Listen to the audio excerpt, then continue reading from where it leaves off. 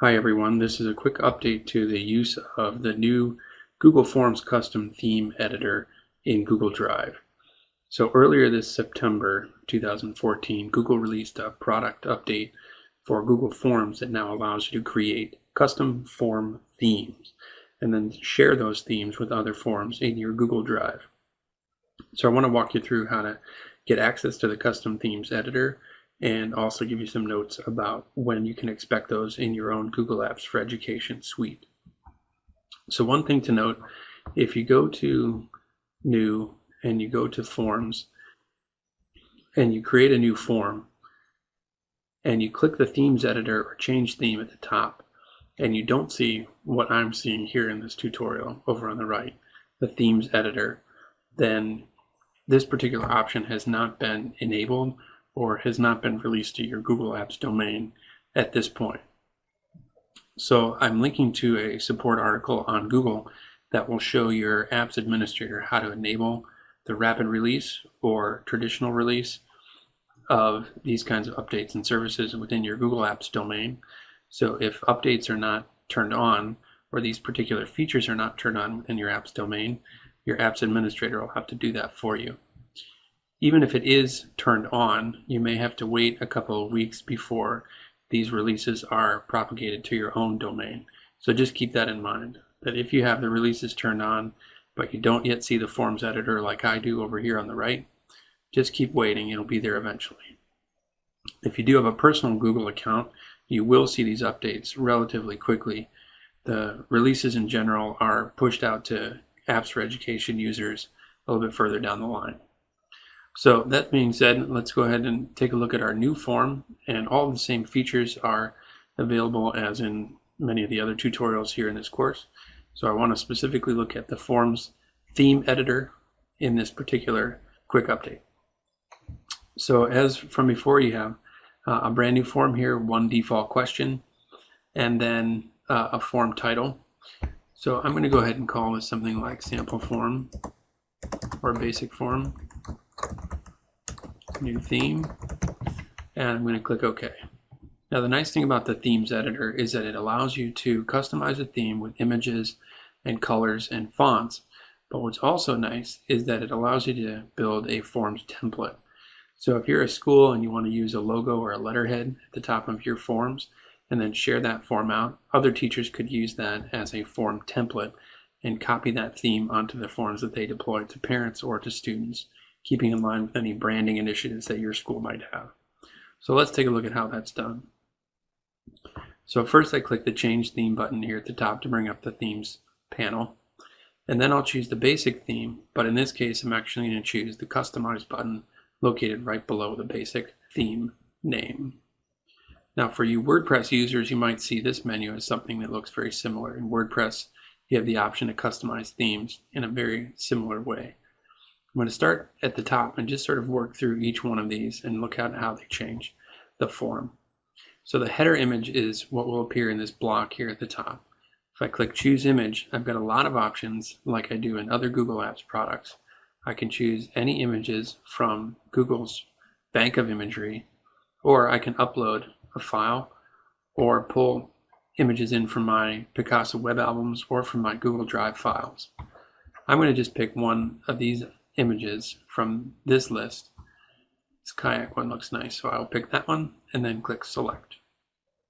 It could be just about any image that you have either in your Google Drive or you can upload something from your camera roll. Now you've got a couple of options here, whether the image should be left aligned, center aligned, or right aligned, and then you have a nice checkbox here that says Fit to Window. So if you'd prefer to have that as a masthead where it covers the margins of the edges of the form, just check that box that says Fit to Window. Then I can click the words header image up here and shrink those header options, and then I can go down to title. And each of these next couple of options will tell you how to customize the font, the style, and also the text size of the different components. So for the form title, I could choose a large title instead of extra large, or I could choose a font color, maybe one that matches my new boat theme. And I could do the same thing for any of the other further options down here, like description. I could change that font. I could change that alignment and that font color. I could go down to the question text and change that font, and that would immediately update the question font. Same thing with font color. And change it to something that you can actually see, like pink. There you go. Change that back. And you can go through and change any of the options that would appear in a form, like help text, or any of the options. So these are your options within the options questions, and then down to things like form background. So let's take a look at that real quick. So if I go to form background, I have options for the background color. And again, this is the background color out here, not the page background or the whole form page background, but the background where you'd actually select answers or add text. So you want to be pretty conservative in this frame here with the form background so that what you're typing is actually readable. You know, if you had something obnoxious like this as a dark background, it really wouldn't work very well. So you want to be relatively conservative about what you're choosing so your options are readable. Your radio buttons, especially over here, if I use this gray background, this radio button is getting sort of washed out.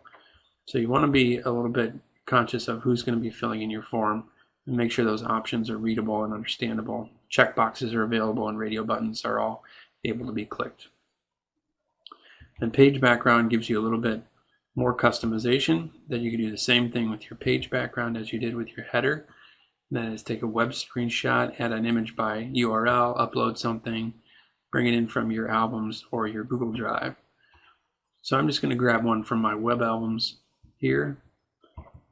Got some nice photos that are very colorful from a studio. I'm going to grab one of these wood grain textures. It's really nice. Just click select. It's going to take a minute. It's going to upload that image and then put that as my wallpaper or my page background. Now, if you had a small enough image that you wanted that image to repeat, you see this box down here called tile, and that's very similar to what would happen in a web page. If you had an image that was not as big as the size of the page, you could tell that's a tile or repeat over and over. So let me stretch this window out just so you can see how my form background is now that wood texture image that I uploaded. If you don't like the look of that, you can just come back, click change image, and you can upload something else. When you click that image, it's very, very colorful. Upload that, and there you go. So sometimes an ambiguous, colorful image like this is kind of nice just to offset the background from the form elements. So I shrink that page back down so you can see. Now I've got my theme that I like. I can go back to the top of this menu here and go back to default themes. And you see now my theme is kind of given a thumbnail here, and I can go ahead and close that form, or I can, build out the questions. If I wanted to save this as a template, all I need to do is make sure that the form got saved by double checking up here that says all changes saved in Drive, and then I can go ahead and close that. I can go back to my Google Drive and create a new form, pretending that I shared that form out with other people. And again, I've got a blank default form. I can go to change theme, and this time instead of rebuilding that theme from scratch, I can go copy from another form, and I can click that button. It'll open my Google Drive, and I can select basic new form theme. That's the form that I built that custom theme on. I click select. It's going to take just a second and apply that same form theme with the kayak background and the colorful image background there, sort of peach body paragraph background right here, and we are good to go.